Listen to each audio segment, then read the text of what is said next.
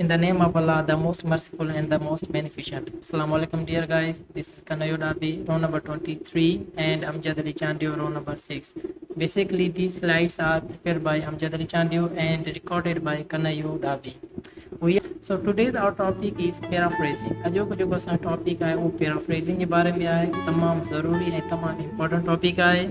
So in this topic we will discuss paraphrasing, the importance of paraphrasing, the rules and regulations of paraphrasing, the techniques of paraphrasing, and the use of paraphrasing in research methodology. We will discuss these all topics turn by turn. So without any delay, let's start our topic. और बगैर कंहिं देर जे असां पंहिंजो topic शुरू कयूं था paraphrasing जे बारे में. The first question arises here, what is paraphrasing. पहिरियों क्वेश्चन इहो आहे त पैराफ्रेजिंग आहे छा. Its definition is paraphrasing means to completely and correctly express other people's ideas in one's own words.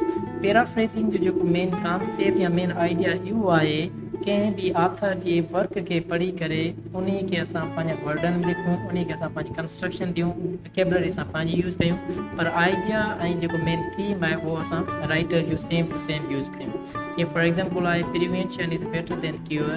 जेकर असां इन सेंटेंस खे असां पैराफ्रेजिंग में चेंज कंदासीं इन्हनि खे ईअं करे सघूं था, it's better to prevent something unpleasant from happening than try to put it right afterwards. The second sentence is Munna, I cannot teach today as I am not well. If we paraphrase this sentence, we can do that. As Munna is not feeling well today, she is unable to teach. मतलब paraphrasing के main concept यो आहे त असां idea and themes आगो रखणो आहे, vocabulary construction ऐं ये construction जेका आहे वो असांखे पंहिंजी ॾियणी आहे. Second, paraphrasing.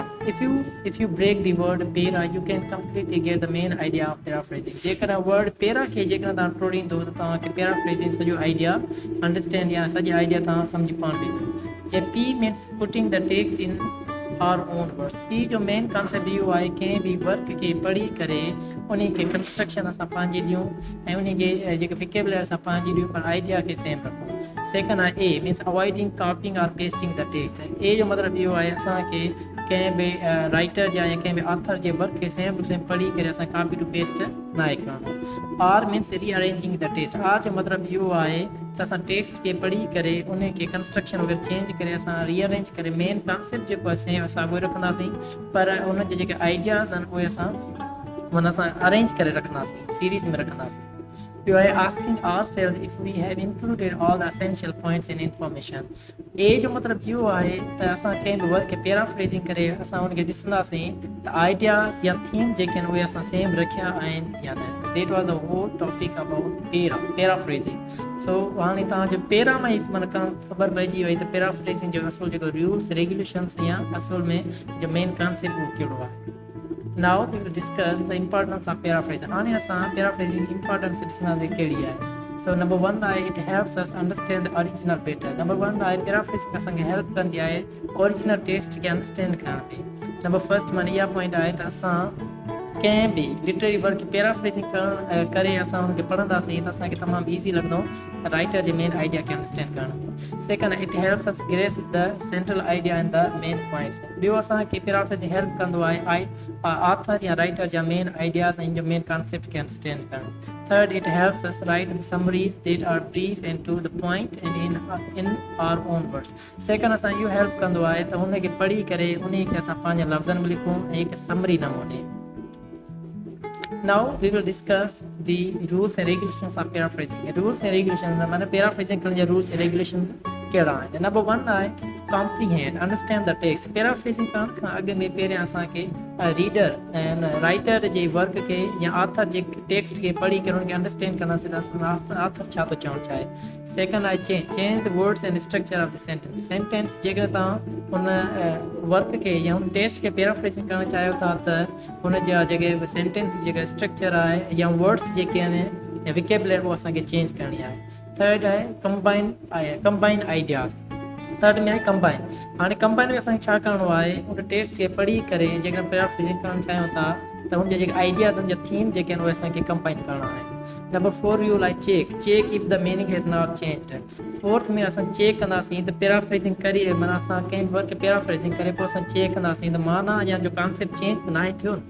फिफ्थ आहे site the reference are source of the information. असांखे उन राइटर जो ऑथर जो असांखे रेफरेंस असांखे वो सोर्स यूज़ करणो. Now techniques in paraphrasing. And paraphrasing करण जे लाइ techniques कहिड़ियूं आहिनि? It's very important. How can we paraphrase in literary work? हाणे कंहिं बि literary work paraphrase कीअं था करे सघूं जो techniques ॾिनल आहे. Number 1 आहे use different vocabulary with the same meaning, means synonyms. पर कंहिं बि वर्क खे paraphrasing करणु चाहियो था त तव्हांखे फर्स्ट इहो आहे त हुन वर्ड्स खे चेंज करणा अथव, माना विकेबुलरी तव्हांखे सिनोनिम यूज़ करणा अथव.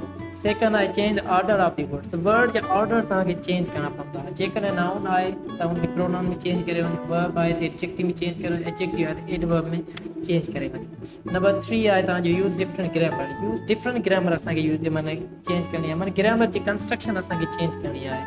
फोर्थ आहे change from a class to a phrase, माना क्लास मां असांखे फ्रेज ॾियणो आहे, फ्रेज मां असांखे क्लास में चेंज करणो पवंदो. फिफ्थ आहे change from the direct speech to the indirect speech, direct में मिलियल आहे त हुनखे इनडायरेक्ट में चेंज करणो आहे, इनडायरेक्ट में मिलियल आहे त हुनखे डायरेक्ट में चेंज करणो आहे. Change from active voice to passive voice, passive voice मिलियल आहे त हुनखे एक्टिव वॉइस में चेंज करणो आहे, एक्टिव वॉइस मिलियल आहे त हुनखे पैसिव वॉइस में चेंज करणो आहे. चेंज ऐं सेवंथ आहे चेंज वर्ड फॉर्म्स असांखे चेंज करण जी मथे तव्हांखे मां ॿुधाए चुको आहे. नाउन मां असांखे प्रोनाउन करणो आहे, प्रोनाउन नाउन मां वरी एडजेक्टिव करणो आहे, एडजेक्टिव मां वर्ब करणो, वर्ब मां एडवर्ब करणो आहे. ऐं नंबर 8 आहे लास्ट वन आहे चेंज द ट्रांजिशनल वर्ड्स जेके उहे असांखे चेंज करणा. सो दीस were the techniques about paraphrasing, माना कंहिं बि वर्क खे पैराफ्रेजिंग करण जे लाइ टेक्निक्स कहिड़ियूं यूज़ कजनि. सही 8 टेक्निक्स आहिनि जेको तव्हांखे हेल्प कंदियूं कंहिं बि वर्क खे पैराफ्रेज करण जे लाइ. Now the last topic, the use of paraphrasing in research methodology. And last topic इहो आहे त paraphrasing जो research methodology में कहिड़ो यूज़ आहे, कहिड़ो इस्तेमालु आहे. Number 1 आहे write down an author's ideas in your own words. Second first इहो आहे त माना कंहिं बि author जे वर्क खे पढ़ी करे हुन जा जेके आइडिया आहिनि या हुन जो जेको कॉन्सेप्ट आहे उहो असांखे पंहिंजे लफ़्ज़नि में लिखणो पवंदो. Second आहे not simply substituting the author's exact words with synonyms. असांखे सेम ईअं न आहे करिणो, माना writer J same to same word खे खणी अचूं ऐं हुनखे सिनोनिम में चेंज कयूं, कंस्ट्रक्शन चेंज न कयूं, ग्रामर चेंज न कयूं, असां सेम टू सेम यूज़ कंदासीं त असांखे ईअं न आहे करिणो. नंबर 3 आहे different from the original text in vocabulary and style but still contains the author's main ideas. Third इहो आहे त जेकॾहिं तव्हां कंहिं बि वर्क खे पैराफ्रेज कयो था त हुन विकेबुलरी तव्हां पंहिंजी ॾींदो, जीअं सिनोनिम्स इस्तेमालु करिणो आहे, कंस्ट्रक्शन जेका आहे तव्हांखे उहा चेंज करणी आहे, पर ऑथर जो जेको मेन आइडियाज़ आहिनि या मेन कॉन्सेप्ट इन थीम आहे उहो असांखे साॻियो रखिणो आहे. फोर्थ आहे it must not be the direct copy of the text, असांखे डायरेक्ट कॉपी जी टेक्स्ट जी कॉपी न करे, same to same copy to paste न आहे करिणो. If one directly copies the text without including a citation, this is plagiarizing. जेकॾहिं असां विदाउट साइटेशन जे कंहिं बि लेखक जी कोटेशन या लेखक जे जेकर असां रेफरेंस न ॾींदासीं, same to same copy to paste कयूं था त इहो हिकिड़े क़िस्म जो प्लेजराइज़िंग थी वेंदो. प्लेजराइज़िंग जो सिंधी में असां ईअं करे सघूं था त माना कंहिं जे वर्क खे स्टील करणु, कंहिं जे वर्क खे चोरी करणु, माना कंहिं जो वर्क खे चोरी करे ऐं हुन मां नालो तव्हां पंहिंजो ॾियो पर वर्क हुजे ॿिए जो, हिन खे असां प्लेजराइज़िंग चवंदा आहियूं. सो देट्स ऑल अबाउट पैराफ्रेजिंग. इहो पैराफ्रेजिंग जे बारे में जेका इंफॉर्मेशन आहे it was very important and it will be very helpful to you.